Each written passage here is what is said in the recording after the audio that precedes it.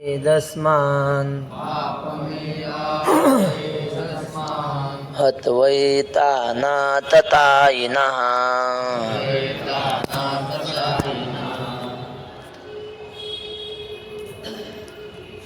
तर आपला 36वा श्लोक चालू आहे. निहत्य धारत राष्ट्रांना का प्रीती स्यात् जनार्दन. हे जनार्दन, धार्त राष्ट्रान निहत्य म्हणजे धृतराष्ट्रांना मारून, का प्रीती स्यात् म्हणजे काय आम्हाला आमचं चांगलं होईल, काय आमचं कल्याण होईल. आतताई एतान आतताईनः म्हणजे या पाप्यांना, हत्वा म्हणजे मारून, पापम पापम एव आश्रयेत आम्ही पापांचेच भागीदार होऊ, पापालाच आम्ही आमच्याकडे घेऊ असं होईल. आमचं काय कल्याण आहे यांना मारून.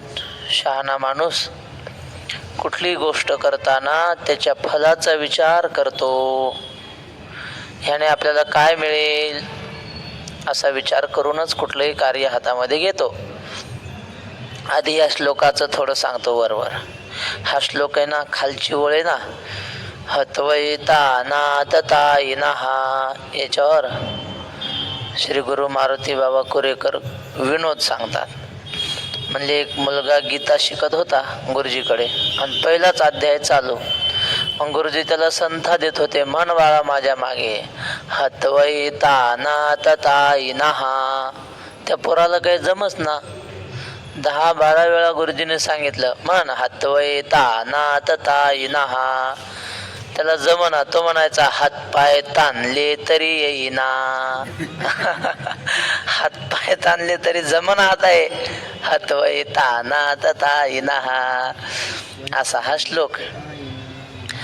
मग अर्जुन म्हणतो, देवा मी मारायला तयार आहे, चल मारतो यांना, धृतराष्ट्राच्या सगळ्या कौरवांना मारतो.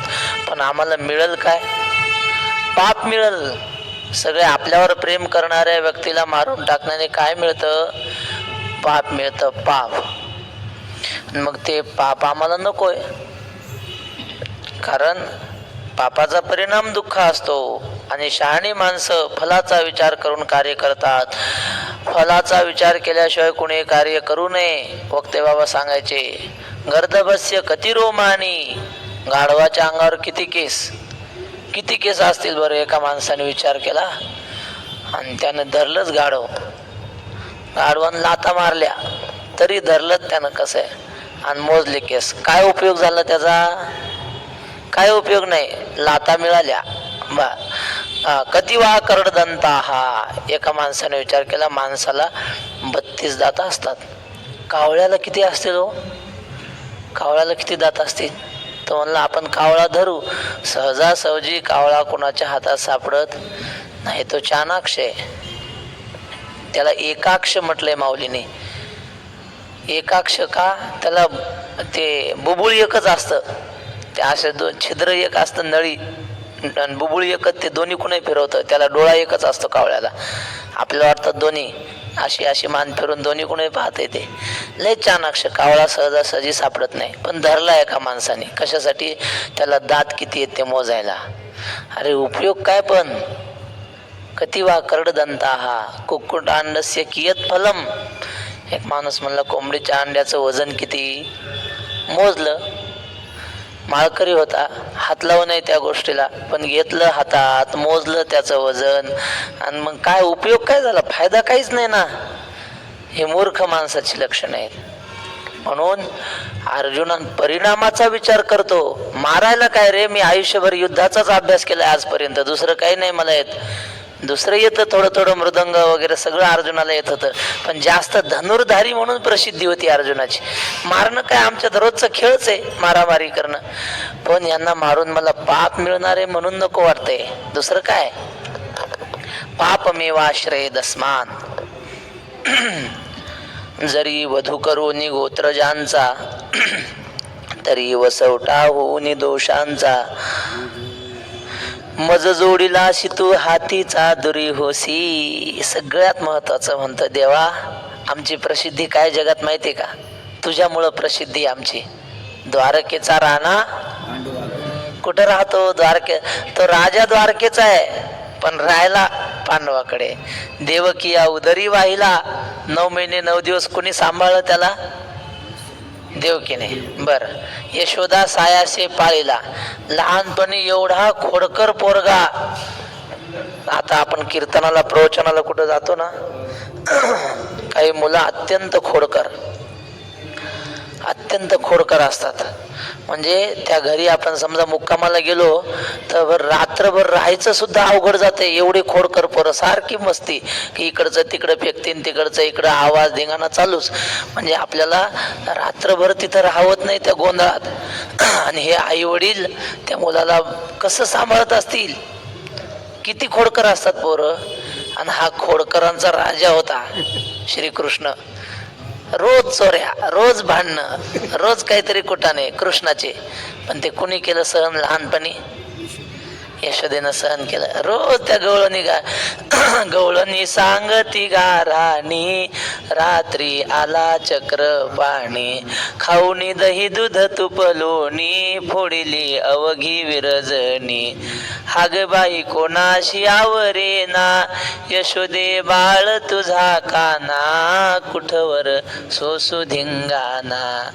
सगळ्या गवळणी यायच्या. अवघ्या मिळवणी गवळणी, येती नंदाच्या अंगणी. त्या म्हणायचे, हे बघ, एक तर त्या कृष्णाला इथं ठेवून आहे तर आम्हाला राहू दे. तो जर इथं राहणार असेल, जातो आम्ही गोकुळ सोडून, आमच्या सुना घेऊन, हे ग बाई आम्हासी पाहावे ना. म्हणले, हे बघ, आम्ही निघून जातो. आणि मग यशोदा नयनी आले पाणी. यशोदेला रडायला, रोज रडवायचा हा कृष्ण तिला, भांडणं करून, अमुक करून, तमुक करून. आणि मग एवढं लहानपणाचा त्रास सहन केला त्या यशोदेने. 9 महिने 9 दिवस पोटात वागवलं देवकीने. आणि ज्ञानेश्वर महाराज म्हणतात, शेवटी फायदा कुणाचा झाला?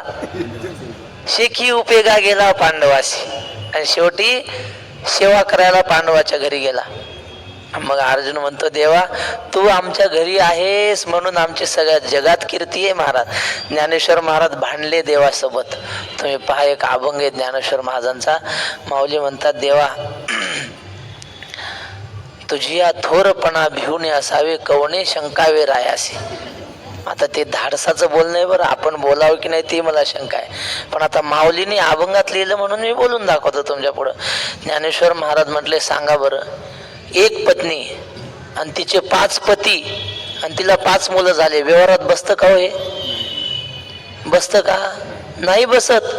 5पासून जन्मले 5 जण एक पत्नीच्या पोटी, आणि गोत्रवध करून राज्य करीती, विश्वासी वंद्य शेवटी. स्वतःच्या भावबंधांना मारून राजे झाले होते पांडव. आणि जगात कीर्ती कोणाची? कौरवाची का पांडवांची?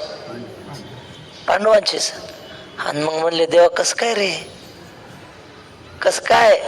व्यवहारात तर बसत नाही. 5पासून जन्मले 5 जण. फक्त तुझी भक्ती केल्यामुळे तू त्यांची जगात कीर्ती केली ना. असं ज्ञानेश्वर महाराज देवाला भांडलेले आहेत. मला सांगायचं हे की अर्जुन म्हणतो, देवा, तुझ्यामुळं आम्हाला किंमत आहे. जर तू आमचा त्याग केला तर आम्हाला जगात कोण विचारतंय? महाराज कुत्र कोणी विचारणार नाही आम्हाला. म्हणून देवा, मी जर ह्यांना मारलं तर त्या मारण्याने पाप होईल, आणि पाप झाल्यामुळं तू आमच्या जवळ राहणार नाहीस याची मला भीती वाटते. मज जोडीला अशी तू हातीचा दुरी होसी, माझ्यापासून दूर जाशील. असा तू कोणाला सहजासहजी न मिळणारा तू मला मिळाला. ते गेले होते युद्धाच्या आधी देवाकडे मदत मागायला 2 जण. कोण? दुर्योधन, अर्जुन. देव झोपलेला, दुर्योधन आधी गेला, विचार केला अजून झोपलेला आहे, झोपलेल्या माणसाला उठवू नये. कोणाकोणाला उठवू नये? सोता साध जगाइये, करे राम का जाप, ये तीनों सोते भले, साकित सिंह और साप. म्हणजे झोपलेल्या माणसाला उठवू नये, पण झोपलेल्या साधकाला उठवावं, झोपलेल्या साधूला उठवावं. का हो बरं? म्हणले साधू जर झोपेतून उठला तर काय करेल? राम का जाप, देवाचं नाव घेईल. विद्यार्थ्याला झोपलेलं उठवावं का? उठला तर अभ्यास करेल. मग काही लोक झोपलेलेच ठेवावे. साकीत, साकीत म्हणजे कोण? साकीत म्हणजे दुर्जन असेल, हा, दुर्जन मनुष्य साकीत. सिंह, सिंह म्हणजे सिंह और साप, हे झोपलेले ठेवावे. म्हणजे सापासारखे, सिंहासारखे दुर्जन हे माणसं झोपलेले राहू द्यावे, पण काहींना जाग करावं. देव झोपलेला होता आणि दुर्योधन तिथं गेला, विचार केला झोपलेला आहे, झोपू द्या, पण मग आता बसायचं. कुठे बसता? देवाच्या उशाला बसला दुर्योधन. थोड्या वेळानं अर्जुन आला. अर्जुनाने विचार केला, आपण देवाच्या पायाची सेवा करणारी माणसं, साधी माणसं, आपण देवाचे सेवक. देव, अर्जुन देवाच्या पायाजवळ बसला. देव झोपेतून उठला. आता उठल्यावर कोण दिसल हो आधी? उशाला बसलेला माणूस आधी दिसल की पायापाशी? हा, मग ते कीर्तनकार म्हणले देवाच्या पायाला डोकं लावावा. देवाच्या डोक्याला डोकं लावलं की मग गोंधळ होतो. ते आबा सांगायचे, पण आता काय काय सांगू मी तुम्हाला, गोष्टीत गोष्ट आठवते आम्हाला, मग ते राहू द्या बाकीचं. देव झोपेतून उठला की अर्जुन दिसला. उठल्याबरोबर म्हटले, अर्जुना कधी आलास रे? तर म्हटलं देवा झाले 10-20 मिनिटं झालेत. दुर्योधन म्हटला, मी आधी आलोय, मला विचारा. देवानं मागे वळून पाहिलं, अरे मला दिसलाच नाही, तू तू कधी आला? तर म्हटला झाला 1 तास होऊन गेला. बर, काय काम काढलं?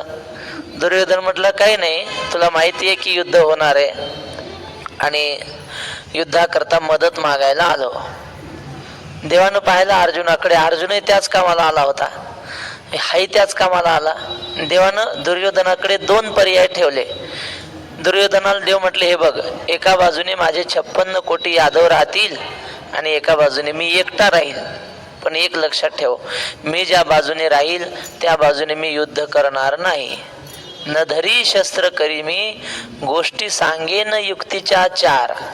मी हातात शस्त्र धरणार नाही, 4 ज्ञानाच्या गोष्टी सांगेन. असं म्हटल्यावर दुर्योधन म्हटला, ज्ञानाच्या गोष्टी सांगायला तिथं काय चातुर्मासातलं प्रवचन आहे काय? तिथं युद्ध करायचं आहे, ज्ञाना कुठं ऐकतं तिथं? बा, युद्ध करत असेल तर ये, मनातल्या मनात. युद्ध करणार नशील काही गरज नाही. तो म्हणे मला 56 कोटी यादव दे, घेऊन जा. दुर्योधन गेला घेऊन 56 कोटी यादव. दुर्योधनाला 2 पर्याय होते, अर्जुनाला पर्याय राहिले नाही ना आता. मग देव हसू लागला अर्जुनाला. देव म्हणले, अर्जुना हार निश्चित आहे तेरी, आता तू हारणार का? कारण 56 कोटी तिकून गेले ती यादव, आता तुझ्या नशिबात काय? ते म्हणलं, लोणी घेऊन गेला दुर्योधन, आता राहिले ताक. हार निश्चित है तेरी, अब बची है सिर्फ छाछ, माखन तो दुर्योधन ले चला. अब हाँ, हार निश्चित है तेरी, मत हो तू उदास, माखन दुर्योधन ले चला, अब बची है सिर्फ छाछ. असं देव म्हणला. अर्जुन त्याचाच भक्त होता. अर्जुन म्हणलं, तसं नसतं ते, अरे जीत निश्चित है मेरी, क्यों हो उदास, माखन तो दुर्योधन ले गया, माखन चोर है मेरे पास. लोणी नेऊ दे, पण लोणी चोरणारा माझ्याकडून आहे ना. आता मी कस काय हरण? यत्र योगेश्वर कृष्णो यत्र पार्थो धनुर्धरा तत्र श्रीर विजयो भूतीर ध्रुवा नीतिर्मतिर्मम. अर्जुन म्हणतो, देवा दुर्योधनानं सैन्य नेलं आणि माझ्या पुण्याईने, माझ्या वाडवडिलांच्या पुण्याईने तू आम्हाला मिळालास आणि आमचं सर्वस्व तू आहेस, आणि तू जर आमच्यापासून दूर गेला तर राहिलं काय? मग तू दूर जाशील या भीतीने मी युद्ध करणार नाही. मज जोडीला अशी तू हातीचा दुरी होसी, कुळहरणी पातके ती अंगी जडती अशेखे, तरी वेळी तू कवणे के देखावासी. देवा, कुळाच्या घाताने, यांना मारण्याने, पातके अशेखे अंगी जडती, खूप पाप माझ्या अंगाला जडतील येऊन, म्हणजे मला पाप लागेल खूप. तये वेळी तो कवणे के देखावासी. देव पुण्यवानाच्या घरी राहतो, पाप्याच्या घरी राहत नाही. पापियाच्या ठाई मोक्षू नवसे, असं माऊली म्हणतात. म्हणजे देव पाप्याच्या घरी राहत नाही महाराज. तुकाराम महाराज पुण्यवान होते म्हणून त्यांच्या घरी देव. अजून नाथ महाराज पुण्यवान होते की नाही? पोथीला येणाऱ्या प्रत्येक माणसाला 1 किलो साखर आणि 1 किलो डाळ रोज असायची, रोज. किती लोक येऊ, 1 किलो डाळ साखर म्हणा गुळ रोज द्यायचे, किती पुण्य होत असेल तुम्ही कल्पना करा. नाथ महाराज. आणि म्हणून द्वारकेची मूर्त एक नाथा घरी, पाणी वाहे हरी कावडीने, श्रीखंड्या चंदन उगाळूनी करी, वस्त्रे गंगा तीरी धूत असे, श्रीखंड्या चंदन उगाळूनी करी, सेवेसी तत्पर ठाईची ठाई. नाथ महाराज असे होते की ते कधी कधी त्यांना राग येत नव्हता, शांतीब्रह्म होते, पण त्यांना नाटक लय करता यायचं हो. भारुड संत वाङ्मयात भारुड जास्त कोणाची गाजली? नाथ महाराजाची. का? त्यांना नाटक लय भारी करता यायचं.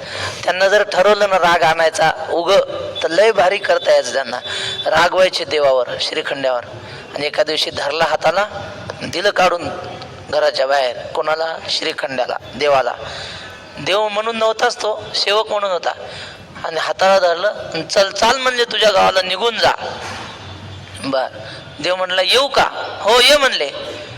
मग नाथ महाराज घरी आले माघारी, तर त्यांच्या आधी श्रीखंड्या दारात. कस काय आला रे? तर म्हटलं तुम्हीच या म्हणले की. हा येऊ का म्हणला, नाथ महाराज काय म्हणले? ये. तुम्हीच या म्हणले म्हणून आलं. म्हणजे हाकलून दिला तरी हा जात नव्हता नाथ महाराजाच्या घरून. का? तर नाथ महाराज पुण्यवान होते म्हणून. अर्जुन म्हणतो देवा आम्ही आता पुण्यवान आहोत, आमच्याकडून कोणता अपराध घडत नाही म्हणून तू आहेस.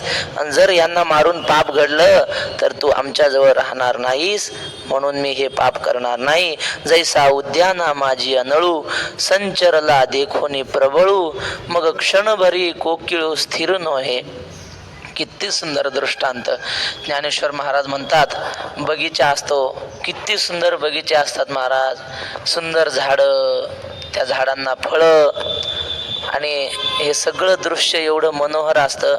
एखाद्या बगीच्यात जर आपण गेलो, तिथं जर कोकिळा वगैरे कूजन करत असली, जैसा पंचमाला सुगंधू की परिमळू आणि सुस्वादू, तैसा भला जाहला विनोदू कथेचा इये.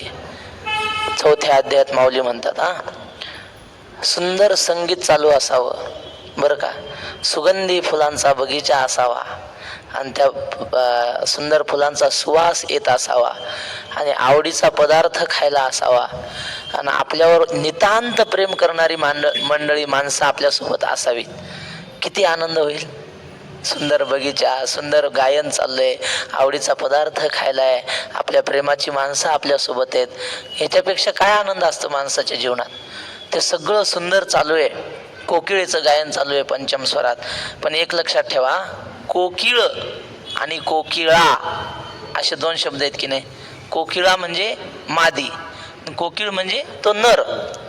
तर दोघांपैकी गायन कोकिळा करत नाही, गायन कोकिळ करतो. कोकिळेचा आवाज फार कर्कश आहे, आणि जो नर असतो की नाही तो गायन करत असतो. आपण म्हणतो कोकिळा गाते, कोकिळा गात नसते, कोकिळ गातो. म्हणून माऊलीनी कोकिळू म्हणलंय. कोकिळू म्हणजे नर येतो बघा. आणि तो बगीच्यामध्ये, सुंदर बगीच्यात कोकिळ गातोय, पण अचानक त्या बगीच्याला आग लागली, भयंकर मोठा अग्नी लागला. मग आता तो कोकिळ तसाच बसून राहतो का? नाही नाही, कोकिळ भुरकून उडून जातो. ती आगी लागली या रुखी, देखोनी सैरा पळती पक्षी. पक्षी पळून जातात. आणि मग आग लागल्यावर जसा कोकिळ बगीच्यात थांबत नाही, तसं देवा पाप झाल्यानंतर तू कोणाच्या जवळ थांबत नाहीस, असा सिद्धांत आहे. पण आता ज्ञानेश्वर महाराज दृष्टांत किती मार्मिक देतात बघा. ज्ञानेश्वर महाराजांनी देवाला कशाचा दृष्टांत दिला इथं? कोकिळाचा ना. कोकिळचा. कोकिळ कसा असतो रंगाने? कोकिळाचा रंग पांढरा असतो ना. लाल? काय लाल कुठे असतो? काळाच असतो. बर. कोकिळाचा रंग काळा, आणि श्रीकृष्णाचा रंग ठाईचाची काळा, अनादिभाऊ काळा. बर. कोकिळ गातो सुंदर, आणि हा सुंदर बासरी वाजवतो. आणि कोकिळाला बगीचा आवडतो, वन, आणि याला वृंदावन आवडतं, आहे की नाही साम्य. ज्ञानेश्वर महाराजाचे दृष्टांत जरी वाचले महाराज तरी एवढं माऊलींनी मार्मिक लिहिलेलं असतं, आपण फक्त पोहोचू शकत नाही माऊलींच्या भावनेपर्यंत. तुकाराम महाराज म्हणतात, तुका म्हणे नेणो युक्तीची ते खोली आणि म्हणून ठेवली पायी डोई. माऊलींनी किती सुंदर भगवंताला कोकिळ म्हणून इथं संबोधन दिलंय. बर, का सकरदम सरोवरू अवलोकुनी चकोरू न सेवितू अव्हेरू करुनी निघे. चकोर पक्षी असतो तो असा उगच कोण्या तलावात जात नाही, जिथं स्वच्छ पाणी असेल, अजिबात चिखल नसेल, अशाच ठिकाणी तो चकोर पक्षी राहतो, त्या सरोवराच्या भोवती राहतो. आणि जिथं खूप चिखल असेल त्या ठिकाणी तो राहत नाही, चकोर निघून जातो तिथून. अव्हेरू करून निघे तया परी तू देवा, मज झकवू नयेसी मावा, जरी पुण्याचा ओलावा नाशी जाईल. अर्जुन म्हणतो, देवा त्याप्रमाणे माझ्या ठिकाणचा पुण्याचा ओलावा जर संपला तर तू मला मायेने फसवून निघून जाशील, म्हणून मी युद्ध करणार नाही. तस्मान्नार्हा वयं हन्तुं धार्तराष्ट्रान् स्वबान्धवान् स्वजनं हि कथं हत्वा सुखिनः स्याम माधव. तस्मात् म्हणजे म्हणून, धार्तराष्ट्रान् स्वबांधवान् हंतुम वयम नारहा, म्हणून देवा या धृतराष्ट्राच्या पुत्रांना म्हणजे कौरवांना मारणं आम्हाला बरोबर नाही. अर्हा म्हणजे योग्य नाही. मग काय, हे माधव, स्वजनम ही कथम स्वजनम हत्वा कथम सुखीना स्याम, म्हणजे स्वजनांना मारून आम्ही कसे सुखी होणार, असं अर्जुन म्हणतो. म्हणून मी हे न करी ये संग्रामी शस्त्र न धरी, हे किडाळ भोवती परी दिसत असे. अर्जुन म्हणतो, महाराज म्हणून मी हे करणार नाही. ये संग्रामी शस्त्र न धरी, हातात शस्त्र सुद्धा धरणार नाही. का म्हणले, हे आम्ही पुष्कळ प्रकारे आमच्या वाईटाला कारण आहे. किडाळ म्हणजे वाईट आहे, निंद्य आहे. किडाळ शब्दाचा अर्थ वाईट होतो का? हिनकट, वाईट, निंद्य असं होतं. किडाळ भोवती परी दिसत असे, हे सर्व प्रकारांनी आमचं इथं अकल्याण आहे असं आम्हाला दिसतंय. तुझसी अंतराय होईल, मग सांगे आमुचे काय उरेल, तिने दुःखे हिये फुटेल तुझ विन कृष्णा. तेव्हा तुझ्याशी जर अंतराय झाला, तू जर आमच्यापासून दूर गेला तर आमचं काय राहिलं या जगात सांग ना. तुकाराम महाराजांचा अभंग आहे भूपाळीमध्ये. काय ते, सासुरवासा भितो ओढे तुझ पाशी, आता दोहे विशी लज्जा राखे आमोची, किंवा जळो माझे कर्म वाया केली कटकट, वाया केली कटकट, झाले तैसे दंड, झाले तैसे दंड नाही आले अनुभवा. असे अर्थाचं प्रमाणे की ह्यांच्यामुळे अंतराय घडतो तुला, याच अंतराय घडतो. कामे नेले चित्त नेदी अवलोकमुख, बहु वाटे दुःख फुटो पाहे हृदय. या ओळीत फुटो पाहे हृदय आलंय म्हणून म्हणलं होतं, मला हे पाहिजे होतं. कामे नेले चित्त नेदी अवलोकू मुख. देवा हे काम काय करतो, तुझ्याकडून चित्त इकडं ओढतो आणि प्रपंचात घालतो, त्यामुळं तुझं श्रीमुख पाहता येत नाही. आणि मग दुःख किती होतं, फुटो पाहे हृदय. या ओळीत सुद्धा तसंच आहे ना, हिये दुःखे पिटेल माझं, हिये म्हणजे हृदय. तू जर दिसला नाही ना, ज्या दिवशी श्रीकृष्णा तो दिसला नाही त्या दिवशी एवढं दुःख होतं की हृदय त्या दुःखाने फुटतं की काय, एवढं आम्हाला तुझ्याशिवाय दुःख होतंय. म्हणून देवा तू आमच्यापासून दूर जाता का. हा, हे पण चांगलं आहे. जळवत ती येथे उपजविती अंतर आहे, सायासाची जोडी माझी तुमचे पाय. देवा तुझ्यापासून दूर नेणारे कोणी असो, जळो, ते जळून गेलेले बरे. तुझ्याकडे आणणारे आम्हाला पाहिजे, साधू संत आम्हाला पाहिजे. ते गवळण नाही बघा. आलिये धावती धावती भेट होईल मोन. आणि त्याचं शेवटचं चरण आहे, जळो आता संसारो कै शेवट पुरे. तुकयाच्या स्वामी गोपाळा लागी जीव झुरे. आता काय करू सांगा ओ मज भेटेल कैसा. असो तेव्हा अर्जुन म्हणतो, देवा तुझ्याशिवाय आम्ही जगू शकत नाही. ही फुटेल. त्या गोकुळातल्या गवळणी होत्या ना, श्रीकृष्ण गोकुळातून गेला की, आज माईक सारखा हलतोय बघा.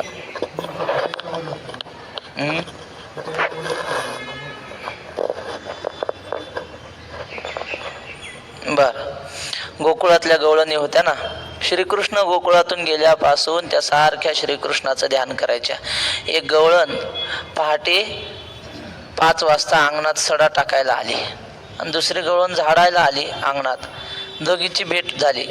ती एक गवळण म्हटली, अगं काय सांगू तुला, मला आज खूप आनंद झाला. कशाचा? ती म्हटली, अगं माझ्या स्वप्नामध्ये आज कृष्ण आला होता आणि स्वप्नात येऊन तो मला म्हटला, मावशी अगं मला भूक लागली, लोण्याचा गोळा दे ना. किती दिवस झालं मला तू काहीच खाऊ घातलं नाही, असं तो म्हणाला. मला आनंद झाला की हा आलाय आपल्याला भेटायला, काहीतरी खायला मागतोय. म्हणून मी घरात गेली लोणी आणायला आणि लोणी घेऊन आले तर बाहेर कृष्ण काही दिसला नाही. पण काही का असे ना ग, मला स्वप्नात त्याचं दर्शन झालं. असं ती आनंदाने, हा मग स्वप्नी तोही कैसा न पडशी डोळा. मग ती म्हटली, मला स्वप्नात दर्शन झालं बाई, असं आनंदाने तिला सांगू लागली शेजारणीला. ती म्हटली, बाई तुझं भाग्य चांगलं आहे, तुला स्वप्नात तरी तो दिसला. अगं मला स्वप्नात सुद्धा दिसत नाही. ती म्हटली, त्यात काय अवघड आहे, अगं मी दिवसभर त्याची आठवण करते म्हणून स्वप्नात तोच दिसला. जागता जवासी जे तव जेणे ध्याने भावना भावीजे, डोळा लागत खेळ देखीजे तेची स्वप्नी. मग तूही काय कर, झोपताना आधी असं शांत बसायचं, कृष्णाचा चेहरा आठवायचा आणि झोपायचं, म्हणजे तो स्वप्नात दिसतो. ती म्हटली, नाही मला स्वप्नात तो दिसू शकत नाही. ती म्हटली, असं का म्हणतेस? ती म्हटली, अगं स्वप्न पडण्यासाठी आधी झोप लागायला पाहिजे ना. तो ज्या दिवसापासून गोकुळातून गेला त्या दिवसापासून डोळ्याला डोळा नाही. तो जसा गेला तशी आमची झोप सुद्धा तो घेऊन गेला. अस्माकं तु गते कृष्णे गता निद्रापि वैरिणी. आमची निद्रासोबत त्याच्यासोबत निघून गेलेली आहे. म्हणून आम्हाला त्याचं स्वप्न सुद्धा पडू शकत नाही. एवढं देवाविषयी त्यांना वेड लागलेलं होता. कशासाठी सांगतोय, श्रीकृष्णाचा वियोग त्यांना सहन होत नाही. नाथ महाराजांची गवळण आपण वाचा, या नंदाच्या अंगणी मिळाल्या गवळणी. तसं अर्जुन म्हणतो, देवा तू आमच्यापासून दूर गेला तर आमचं दुःख, आमचं हृदय दुःखाने फुटून जाईल. म्हणून कौरव हे वधी जती, मग आम्ही भोग भोगी जती. हे असो मात घडती अर्जुन म्हणे. म्हणून देवा कौरवांना मारलं जाईल आणि मग आम्ही सगळ्या राज्याचा उपभोग घेऊ. ही गोष्ट कधी न घडणारी आहे असा अर्जुन म्हणाला. यद्यप्येते न पश्यन्ति लोभोपहत चेतसः कुलक्षय कृतं दोषं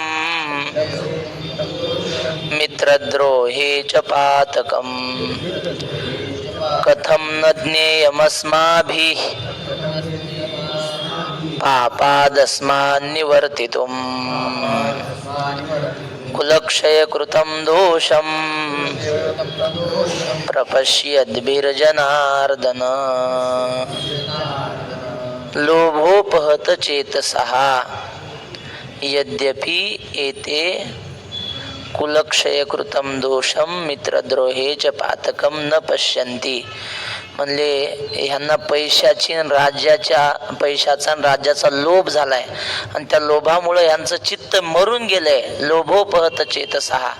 अशा कौरवांना कुळाला मारून होणारं पापही दिसत नाही, मित्रद्रोहामुळं घडणारं पापही ह्यांना दिसत नाही. पण ह्यांना नका का दिसेना, हे दुर्जनच आहेत, यांना कुठं चांगले संस्कार दिलेत कोणी, यांना नका का दिसेना, पण आम्हाला दिसून येत का? हे जनार्दन कुलक्षय कृतम दोषम अस्माभिः कथम न ज्ञेयम. हे चांगले नाहीत, यांना दिसत नाही होणार पाप, पण आम्हाला कसं कळू नये? आम्ही तर जाणते आहोत ना पांडव. म्हणून अस्माभिः पापात निवर्तितुम, या पापापासून आम्ही निवृत्त झालो पाहिजे, दूर गेलो पाहिजे.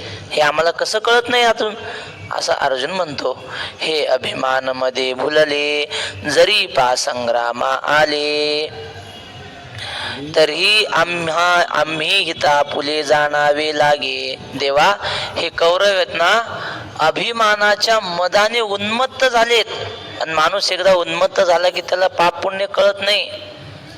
देवाने दुर्योधनाला समजावून सांगितलं होतं, दुर्योधना युद्ध करू नको, पांडवांना फक्त 5 गावं दे, राज्य मागत नाहीत पांडव. दुर्योधनानं ऐकलं नाही महाराज. भर सभेमध्ये श्रीकृष्णाला शिव्या घातल्या. तू कोण गाई वळणारा आम्हाला समजावतो म्हणे, आमचा आम्ही पाहून घेऊ, तुझा काय संबंध आहे? दुर्योधनाचा अपमान केला. धृतराष्ट्राला सुद्धा राग आला होता दुर्योधनाचा. अरे कुणाला बोलतोस म्हणले, जगाचा मालक आहे तो श्रीकृष्ण, त्याला गुराखी म्हणतोय काय? त्याला 2 बापाचा म्हणतो काय? अर्जुन तो दुर्योधन भर सभेत श्रीकृष्णाला असं बोलला होता. देवालाही राग आला आणि देवाने विश्वरूप दाखवलं होतं भर सभेत, पण दुर्योधनाने त्याचं ऐकलं नाही. आणि शेवटी परिणाम काय झाला बघा. कौरव पांडवांचं युद्ध झालं आणि जवळजवळ सगळे मेले. 2-4 जण राहिले होते, कृपाचार्य, अश्वत्थामा आणि दुर्योधन, एवढे काही 4-5 जण त्यांचे राहिलेले. दुर्योधन लपून बसला त्या पाण्याच्या डोहामध्ये, एका सरोवरामध्ये दुर्योधन लपून बसला. आणि श्रीकृष्ण 5 पांडवांना घेऊन तिथं गेले. दुर्योधनाला हाक मारली, बाहेर बोलावलं. आणि बाहेर आलेला दुर्योधन तो म्हटला, मी एकटा तुमच्या 5 जणांशी नाही लढू शकत. देव म्हटले, 5 जण नाही लढाई करणार तुझ्याशी, कुठलाही एक जण निवड, आणि त्यात या 5 जणांपैकी कोणी एक जण तुझ्याशी तू निवड लढाई करायला. आणि मग महाराज दुर्योधनाला राग होता तो भीमाविषयी. दुर्योधन म्हटलं भीमाशी लढणार, आणि झालं दोघांचं गदा युद्ध सुरू. दुर्योधन काय ऐकतं महाराज, भीमसेन ताकदवान होता पण दुर्योधन चाप्टर होता, त्याला वर्म माहीत होते काही. दुर्योधनच मारायचा भीमाला. देवानं भीमाला खुणवलं, त्याच्या मांडीवर दे म्हणे दणका. दुर्योधन म्हटला, आपलं भीम म्हटला, असं कुठं असतंय का? गदा युद्धाचा नियम आहे, कमरेच्या वरच लागली पाहिजे गदा, खाली लागली की तो नियम मोडल्यासारखं होतं. ते देव म्हटला, गाढवा, ह्याच्यासाठी कुठं नियम पाळतो? याने काय नियम पाळला आयुष्यात? पाप्यासाठी विचार करू नये जास्त, जसा मारता येईल तसा मारावा, अनेकांना त्रास देणार आहे. मग त्या भीमाने जी गदा मारली महाराज, त्याच्या मांडीवर, जशी पिकलेली पपई झाडावून पडल्यानंतर फुटते की नाही, चेंदा होतो तिचा, तसे दुर्योधनाची मांडी त्याचे नुसते लखतर उडाली सगळीकडे, चिंधड्या झाल्या आणि दुर्योधन खाली पडला. देव म्हटले, आता मारायचं नाही, असंच ठेवा. मारलं नाही त्याला, जीव तसाच पडू दिला. पांडव निघून आले आणि ते जंगल होतं ना सरोवराच्या भोवती, सगळं जंगल. संध्याकाळ झाली, अंधार हळूहळू पडू लागला आणि जंगलातले हिंस्र प्राणी त्यांचे आवाज येऊ लागले. लांडग्याचे आवाज, कोल्ह्यांचे आवाज, वाघाच्या डरकाळ्या ऐकू येऊ लागल्या. आणि हा पडलेला, जीव गेलेला नव्हता, पण मांडी फुटल्यामुळे चालता कुठे येतंय, पडलाय. आणि ते हिंस्र प्राण्याचे आवाज येऊ लागले. आणि हा सरोवराच्या जवळ पडलेला असल्यामुळे रात्री पाणी प्यायला ते प्राणी यायचे. आणि ते प्राणी आले, त्या प्राण्यांना वाटलं एखादा मेलेला मुर्दा पडलेला आहे, म्हणून ते लांडगे ते खायला जवळ येणार. असे 20-25 लांडगे आले आणि खाणार. तेवढ्यात हा हल्ला, घाबरला ना दुर्योधन. हल्ल्याबरोबर लांडगे थोडे मागच गेले. पण तेव्हा दुर्योधनाला लक्षात आलं की आता आपले लचके तोडून खाल्ल्याशिवाय राहणार नाहीत. आणि त्या प्रसंगी दुर्योधनाला सभा आठवली. कोणती? श्रीकृष्ण आपल्याला समजवायला आला होता, युद्ध करू नको बाबा, कुणाचं कल्याण होणार नाही. तेव्हा आपण काय म्हणलो त्याला, तू कोण मला सांगणार? अरे 5 गावं काय सुईच्या टोकावर बसेल एवढी जमीन देणार नाही, असं भर सभेत मी म्हणलो होतो. त्याचा परिणाम आज मी हे भोगतोय. तेव्हा कशाने बोललो होतो मी? अभिमानाने आणि उन्मत्तपणाने. हे अभिमान मध्ये भुलले. जो माणूस अभिमानाने, पैशाच्या सत्तेच्या अभिमानाने उन्मत्त होतो ना, त्याला पाप पुण्य कळत नाही. अर्जुन म्हणतो, देवा हे अभिमान मदाने भुललेले आहेत, यांच्याकडून काय चांगलेपणाची अपेक्षा करायची? पण आम्ही चांगले आहोत ना, आम्ही चांगला विचार केला पाहिजे. जरी संग्राम आले, हे कौरव जरी आले असतील तरी आम्ही हिता आपुले जाणावे लागे. आम्ही आमच्या हिताचा विचार केला पाहिजे. हे ऐसे कैसे करावे जे आपुले आपण मारावे, जाणत जाणताची सेवावे काळकूट. हे असं कसं काय करावं देवा? आपलेच आपण कसे मारावेत? माऊली उदाहरण देतात की जाणत जाणताची सेवावे काळकूट. आपल्याला समजलंय की हे जे आपण जेवण करतोय त्या जेवणामध्ये भयंकर जहाल विष घातलेलं आहे, असं कळालं तरी कसं खावं? आणि जर आपल्याला कळालं ह्यात विष आहे तरी जर आपण खात असू तर मग आपण खाणारे कोण आहोत? मूर्ख आहोत असं म्हणायला हरकत नाही. गुटख्याच्या पुडीवर चित्रासहित छापून येतंय की तंबाखू सेवन आरोग्यास हानिकारक आहे, आणि तरी माणसं दनादन खातात. त्याच्यावर लिहू नये की नाही कॅन्सर होऊ शकतो, तरी खातात. मग खाणारे शहाणे का? नाही. जाणत जाणताची सेवावे काळकूट. ज्ञानेश्वर महाराज म्हणतात, श्री गुरु मारुती महाराज तुंतुणे आपले स्वामीजी, त्यांनी इथंच एक कथा सांगितलेली आहे. कथा म्हणजे घडलेली गोष्ट. इथं करमाळा आहे की नाही? कुणीकडे करमाळा? इकडंच आहे ना, नगर रोडला करमाळा आहे. तिथं एक फार श्रीमंत माणूस, 2-4 कंपन्या त्याच्या, पुण्याला काही, मुंबईला काही प्रॉपर्टी, आणि इथला मूळचा करमाळ्याचा. आणि त्याला 5-6 मुलीच झाल्या, मुलगा झालाच नाही. मग त्याने काय केलं, दुसरं लग्न करायचं. हिला या माईला काही मुलगा होत नाही, दुसरा विवाह करू असं म्हणून त्याची चालू झाली तयारी. इकडं तिकडं मुलगी पाहून पाहिली एका ठिकाणी मुलगी, आणि पहिल्या बायकोला कळालं की हा आता दुसरं लग्न करणार. म्हणजेच काय? म्हणजेच आता आपली अर्धी प्रॉपर्टी दुसऱ्या कोणतरी बाई घेणार. मग तिनं डोकं चालवलं. तिनं काय केलं, नवरा गावाकडे येणार होता आणि हुरडा खायला शेतात पार्टी करायला जाणार, मित्रमंडळी नवऱ्याचे काही मित्र वगैरे, आणि हिला सांगितलं स्वयंपाक करून ठेव, आम्ही संध्याकाळी हुरडा खायला जाणार आहेत मळ्यात. मग हिनं स्वयंपाक केला, पण त्या स्वयंपाकात विष घातलं, विष. घरात लहानशी पोरगी होती 4-5 वर्षाची. तिनं पाहिलं आई काहीतरी टाकते स्वयंपाकात. स्वयंपाक झाल्यावर नंतर वरून काहीतरी टाकलं आईने. तिला थोडंसं काहीतरी, लहान पोरगी, तिला काय कळणार आहे, पण ते सगळं डब्यात पॅक केलं. तो माणूस आला, मित्रमंडळीसोबत सगळा स्वयंपाक घेऊन निघाला.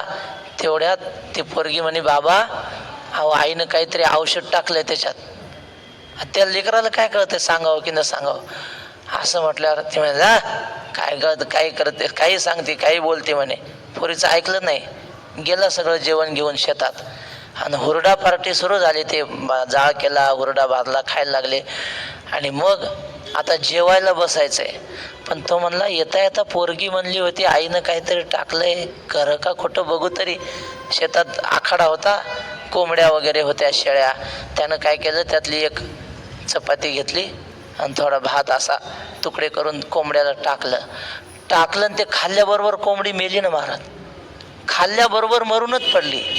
त्याच्या लक्षात आलं हिनं काहीतरी घातलंय जेवणात. जेवण नाही केली, घरी आला आणि बायकोला काढून दिलं घराच्या. घडलेलं सांगतोय, इतिहासातलं नाही, पुराणातलं नाही. तुम्ही स्वामींना विचारा, स्वामींना त्या माणसाचं नाव आहे माहिती आहे, त्या बाईचंही नाव माहिती आहे, सगळं त्यांचे परिचय. सांगण्याचं तात्पर्य की आपल्याला कळालं नाही ह्यात विष आहे, मग आपण खातो का? खात नाही. मग जाणत जाणताची सेवावे काळकूट. जाणून बुजून कोणी विष खाईल का देवा? तसं देवा आम्हाला कळालं इथं पाप आहे, यांना मारून आम्ही यांना मारणार नाही. सरळ सांगतो आता, हा जी मार्गी चालता पुढा शिंह जाहला अवचिता, तो तव चुकविता लाभू आती. रस्त्याने चालताना कळालंय की पुढे सिंह उभा आहे आपल्या, मग आपण काय सिंहाच्या समोर जावं का? पळून जावं सिंहापासून, काहीतरी मार्ग काढावा त्यापासून सिंह चुकविण्याचा. असता प्रकाश सांडावा मग अंधकूप आशरावा, तरी तेथ कवणू देवा लाभू सांगे. असलेला उजेड सोडून द्यायचा आणि अंधारात राहायचं. एखाद्या अंधाऱ्या गुहेमध्ये जाऊन राहायचं. तिथं काय फायदा आहे त्या अंधारात राहून? का समोर अग्नी देखोनी, जरी नवचिजे ओसंडोनी, तरी क्षणा एका कवळोनी जाळू शके. आपल्या समोर अग्नी वणवा लागलेला आहे, त्या वणव्यात जर आपण शिरलो तर एका क्षणात तो वणवा आपल्याला जाळून टाकील. म्हणून तो वणवा चुकून आपण गेलं पाहिजे. तैसे दोष हे मूर्त अंगी वाजो असती पहात, हे जाणताही केवी येथ प्रवर्तावे. तसे देवा हे मूर्तिमंत दोष आम्हाला दिसतात, मूर्तिमंत पाप दिसतं. अंगी असती पहात, हे आम्हाला लागू पाहतात. मग हे जाणताही केवी येथ प्रवर्तावे, हे जाणून आम्ही त्या पापामध्ये प्रवृत्त व्हावं का? ऐसे पार्थ ती अवसरी म्हणे देवा अवधारी, या कल्मशाची थोरी सांगेन तुझ. असा अर्जुनाने विचार केला आणि अर्जुन म्हटला, देवा ह्या पापाचा काय महिमा आहे, तो महिमा मी तुला सांगतो, तू ऐक. कोण कोणाला सांगताय? शिष्य गुरुला शिकवतोय. अर्जुन सांगतात. हा, अर्जुन म्हणतो मी तुला पापाचा महिमा सांगणार आहे, ऐक. खरं सांगा, गुरुनं शिष्याला शिकवावा का शिष्यानं गुरुला शिकवावं? गुरुने शिष्य. हे सगळं देव ऐकून घेतो, एवढं लक्षात ठेवा. पुढे देव सगळा बदला घेणार आहे. आळंदीला जयराम बाबा होते, ते म्हणायचे जयराम बाबाला शिकवतो का? म्हणले मला सांगतो का तू? असं देवाला अर्जुन शिकवतोय पाप काय असतं, पुण्य काय असतं. देव आपला चाल द्या बोल म्हणले, तुला किती बोलायचं, मी सगळं सांगणार आहे तुला. तर अर्जुन म्हणतो देवा ऐक, देवा अवधारी, या कल्मशाची थोरी सांगेन तुझ. त्या पापाचा काय महिमा आहे ते अर्जुन उद्या सांगतोय. राहिलेलं चिंतन उद्या. पुंडलिक वरदा हरी विठ्ठल श्री ज्ञानदेव तुकाराम. आदिशक्ती मुक्ताबाई की जय. आता विश्वात्मके देवे